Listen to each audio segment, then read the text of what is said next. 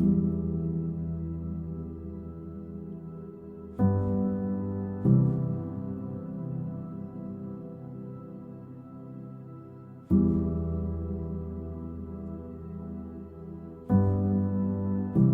islands were too important economically for Japan to lose. And then we have a local native population of less than 20,000 caught in the middle. It was not our fight, it was not our parents' fight, it wasn't our great-grandparents' fight, but we got caught in the middle and we had to live with that. And we had to rebuild. They had to again find a way to have a life for themselves and for their family, their young children, and to provide a future for their young children. My father went to get ocean water for us to quench our thirst. My father gave the superior Sister Mercedes Gonzalez a cup of the ocean water to drink. As Sister took a sip, it was impossible to swallow that salty water. She looked up in tears. We don't know what is war until later on.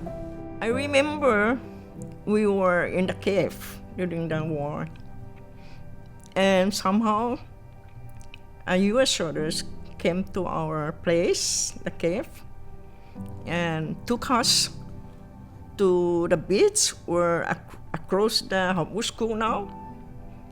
But they forgot about me, and I was crying, and that soldiers heard the crying, so he came back and took me.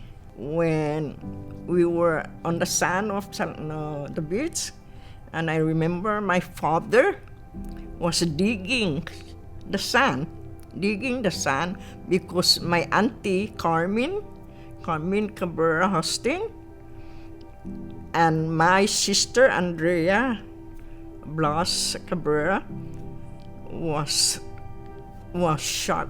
My auntie got shot here. She almost lost his hand, and my auntie carried my sister Andrea on the back, and her hand is over here, and she got a shot here.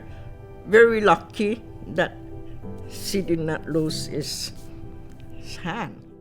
The first one is about my grandmother, Akoba McGinnis Igbor Semen. The story is July 15 or June 15, 1944, right? That's the day we call D-Day. The American forces were fighting with the Japanese forces, and there was bombing and shooting, and our people were running into caves. And the story is my uncles and aunties and my mom were running into caves, and my grandmother was the last one. She wanted to make sure that all 7 of her children were in the caves. And before she got to a cave, she was shot and killed that day, in that moment. And, we never figured out if it was an American bullet or a Japanese bullet. We just all figured, hey, it's a bullet, and war is terrible for everybody. So there are no enemies in war. It's all sad. The Japanese give us warning. It says, all of you parents have to find a safety place for their family to hide, because the war is coming and it's getting worse. So my father and my older brother looked for a cave, and they found this a very nice cave. And it's a big one, so the whole family can stay in. It's very big, and it's right attaching to the wall of the mountain, that cave. So we stay there.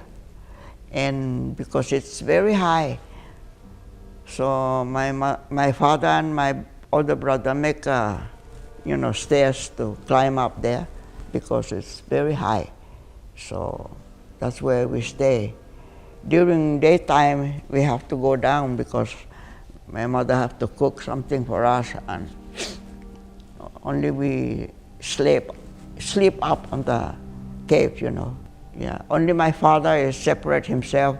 He wouldn't stay with all of us. So my father used to have a little shelter down beside the cave, you know. Then my father took my auntie and put in the sand and covered with the sand because to prevent the painful of my auntie, because the sand is cold, and then he put her in the sand. And then somehow I remember there was a military ship, and they were taking all the those that were shot, no? They were taken to the ship for treatment, for medical treatment. So my auntie got cast here. I do not remember my sister whether what she has, but they were treated in the ship. And while they were there, one of the nurse came to my father to go and see if you can take your sister and your daughter back here because the ship is leaving. I wish that I had known her. You know, she raised 7 children. From the knowledge that I've learned through my mom and her sister and her brothers, she was a very beautiful woman who worked hard. She worked in the farm. She knew how to fish. My mom, having 5 brothers and a sister, more of a tomboy, she grew up playing softball, became a nurse and married, and of course raised us. But that relationship that she had with her mom, she knew her for 29 years. I wish I had known my grandmother. Just the stories from my mom of how she was such an enterprising woman, you know, raising children, surviving a lot of hardship. You know, war, like I said, it's not a enemy versus a friend. It's a sad situation for everyone, especially the people who live here. But here we are in times of peace. Let's hope it stays that way. At the end of World War II, almost nobody had photographs. Some, they had a photograph or two. Photographs were rare in the first place. And then families that did grab a photograph with their precious belongings to take with them as they were running to the caves to take shelter during the 25 days of battle. A lot of those individuals lost that because when the Marines came in and they were cleaning out the caves, going after stragglers, Japanese stragglers, some families perished because the Marines didn't know any better, and their thinking was there would be Japanese military in the caves. It was not until a little bit more later where they found out that civilians were also in these caves alongside Japanese military. And so the flamethrowers, that was their primary weapon at annihilating whatever enemy threat was inside the caves, and sometimes civilians, Japanese, Korean, Native. My mom was breastfeeding me too, and the Marine that landed here, it was named Raphael Griffith. And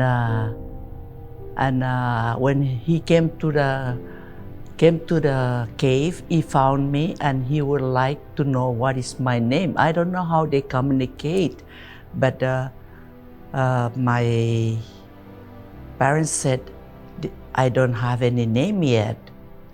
And what was that? And then he would like me to be named after him, but his name was Raphael Griffin. And they said that cannot be it because I'm a female. So when they registered me for baptism, the Spanish spell it as Rafael. That's how I got my name. I call the DC office and I said, can I get my namesake if I if I would like to go and see if he's buried there or just get it. And they said, how could you get it? I said, well, he came to Saipan after I was born. According to my family, during the invasion, he was one of those that came into Saipan. So they looked it up and they gave me a little story that the only Raphael that came to Saipan during that time, only him. So I said, okay, I got it. So that's how I got. And when I went to the Arlington and I asked the lady behind the desk, I said, can I, visit my namesake? And she told me, she said, what do you mean? I said, I want this name and I would like to visit the grave. So she gave it to me. And one thing she told me, don't tell anybody, huh? But I cannot keep it because I'm very happy to get that. And we went to the gravesite and took picture of it. And even his wife is buried there with him. We never had Christmas party before, other than the anticipation of kissing the infant Jesus on Christmas Day. But 1944 was such a beautiful, memorable Christmas for the children. The great day came. 250 children were on the truck headed for Murphy. When we arrived at the camp, the jolly-looking Seabees were ready to escort a sponsored child to the mess hall. And as we lined up for our delicious treat of ice cream and cake, we never tasted ice cream before. It was cold. We hesitated eating, but when we tasted, it was so delicious. My sponsor looked at me with joy and satisfaction as I was enjoying that unfamiliar treat. The memory of that remarkable day with the Seabees was one of the best days of our lives. And in 1998, 54 years later, I met the same unit of men, the 101st Seabees, who gave us that memorable Christmas party in 1944. And I got to see this twice at Banzai Cliff. First time I saw it, I don't cry. I'm not a person that, but when I saw that day, and I was escorting another group, they wanted to take a look at some of the World War II sites. And it was shortly after the 60th anniversary. And they were still coming months after the 60th anniversary, months after June of 2004. Veterans were still coming. They were still flying out here. Some of them were making their way up to Okinawa and then also to Japan, Nagasaki and Hiroshima. But at Banzai Cliff, there was there was an elderly Japanese gentleman, spoke English with his family, and they had some young children, not too young, probably teenagers and in their early 20s. And then at the same time, there was a group from the U.S. mainland. And I gathered that the prominent, not too elderly gentleman was military. But there was a point where something happened and two of the youngsters from each group were just giggling away. And then that led to other members of each group talking to each other. And then that's when they made a connection. Each was on Saipan. At some point during those 25 days. Fighting. One was fighting against the other. And then the conversation reached the two gentlemen. And there was no ceremony, really. But I was just off to the side, watching and listening. I wasn't eavesdropping. It's just to have these gentlemen realize that they were here on this rock 60 years prior, doing what they were ordered to do as soldiers, as Marines. And then the next thing I knew is there were some words exchanged, and then I saw each one extending their hand. And that grip between them was so firm. They didn't want to let go. And the Japanese gentleman said something in Japanese, and it was translated by one of his family members.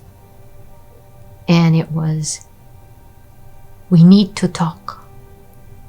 We need to tell our stories, because never again should this happen. Father Jose Tardio saw how desperate and misery we were suffering those days. He gave us a great hope, saying, quote, "Tomorrow we will have rain." So anyway, like I said, our tourism industry really started in the mid 70s with the Japan market, because they were coming back to the Sianamai to collect the bones of the people that passed away in Saipan and Tinian, and that's really what it was. I mean, it was just the monks coming, and then pretty soon, the members of the families of those who were living in Saipan, during the occupation, would bring their children and grandchildren to introduce them to families that they actually, met and knew during the occupation, so that relationship will continue. So I think in that sense, and that's why really the tourism industry just was really, really strong with the Japan market. And then as the other markets, we started going after the Koreans and the Chinese and the Russians. It continues to be relevant because we have so many memorials and monuments and just reminders of what really happened in Saipan and Tinian, during the war. So they ask questions, and that's very relevant. I mean, it is our history, it is our past, and it is what makes us who we are today. So it's very relevant, and it will continue to be relevant. So there were a bunch of people smarter than me who were also on the committee, historians, people who had, researched World War II here in the Marianas for a long time. So it was a really great opportunity to learn more and to share ideas. So I remember the first time we met with the company that was going to do the design. We all walked into the conference room, us, a local committee, and they had already done some mock-ups of what images might be, displayed in the exhibit, just rough sketches, and it was so funny when we walked in because we all sat down and nobody said anything. But we all knew what we were all feeling. And what we were feeling was all of these images were from the perspective of the US military. And that's not a bad thing. Obviously, it is American Memorial Park, but at the same time, and Mr. Babalta was able to express it, that there's more to this story than just the US military perspective. And so we were able to educate the design company on, the Japanese perspective and why that's important to us, why we, how we were a protectorate of Japan under the United Nations or through the United Nations, when they had businesses here and there were civilians here. And so that was the opposite side of the coin was also very important for us. And of course, the local story, which is what's important to us as locals, is where, to make sure that we include the voice and the stories of the local Chamorros and Carolinians who went through the war, and they got it right away. But also the fact of how the visitor center was designed. We wanted it to mimic or have an allusion to the ancient houses of Taga. We don't have the laddie, but what it boiled down to was they were able to design it in a way that it mimicked a hut and how people would gather. It's a place of gathering, and that's what we wanted it to be. People continually from within the culture, from without. Doesn't matter who. People that had an interest, for them to come in, feel at home, and feel connected to this part of our history, to the people, as they would go through the exhibit. And I hope the folks that have photographs of family members here, they do come and they share the stories of that parent or those parents, and have the kids have that connection and pass on that connection. I think our stories will always be important. Like I said earlier, we need to tell our kids about the history of how our islands came to be what they are now. I mean, we would not be enjoying this had it not been for sacrifices made by both the Japanese and the American forces and our people. So it's important that stories are told over and over again, so that I think kids can not only learn to appreciate their life now, but also understand other people's lives, other cultures, and why people behave the way they do. You know, it's not necessarily a bad thing, but it's different. And so I think kids need to learn culture and history so that they can understand differences and tolerate differences and be kind to the differences that are around them. Because a lot of it I see now in the world is there's differences and very little understanding. I see a difference, you know, whether it be color, religion, or anything else, and yet there's no attempt to understand. I understand your color is different, I understand your culture is different, but I like the kids to understand any culture, any history is important to learn so they can tolerate each other and be kind to each other. That's what my mom would say, just be kind.